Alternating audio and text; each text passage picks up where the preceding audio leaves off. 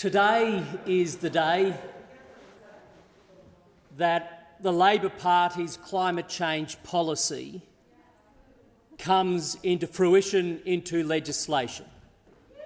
The policy that they took to the Australian people, a policy that included not one but two key targets. The first target was a 43% reduction in emissions by 2030. The second target was a reduction in household power bills by $275. And it was based on this climate policy that the new government came to power, looking the Australian people in the eye, promising them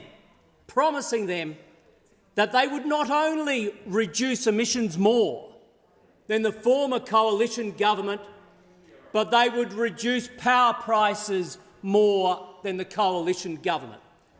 The coalition government, by the way, that achieved an extraordinary performance on both counts.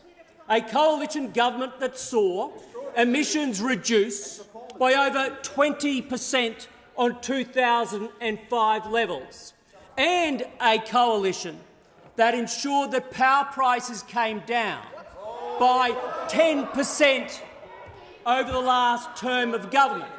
Power prices coming down for both households and businesses. But the Labor Party came to the Australian people and they said to them, we can do better. Not only will we get emissions down further, they promised prices would come down further. Prices would come down further. And as we are here today, with the Labor Party celebrating the Greens Labor legislation, the Albanese-Bant government's legislation, we have households throughout this country who are opening up their power bills. And what are they seeing? Higher prices. Prices that are going through the roof.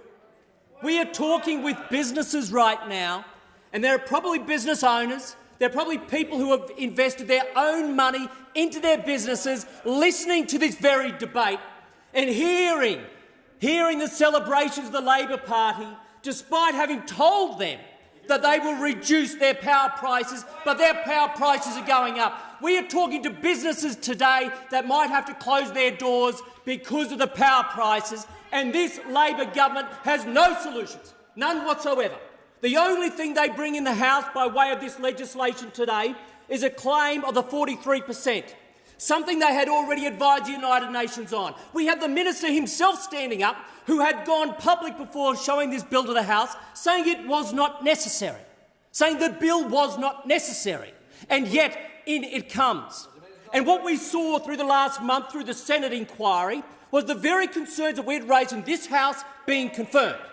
And that was the department under the Minister had done no work on modelling the impact of this bill, especially on rural and regional communities.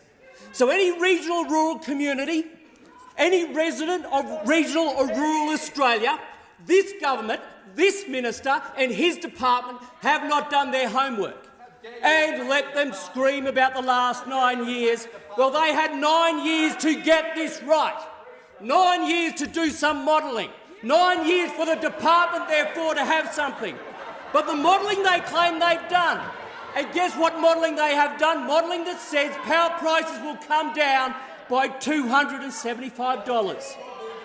So, Madam Deputy Speaker, why is it over the last couple of months that neither the Prime Minister nor the Minister have been able to stand at this dispatch box and confirm $275 are coming off household bills? Why?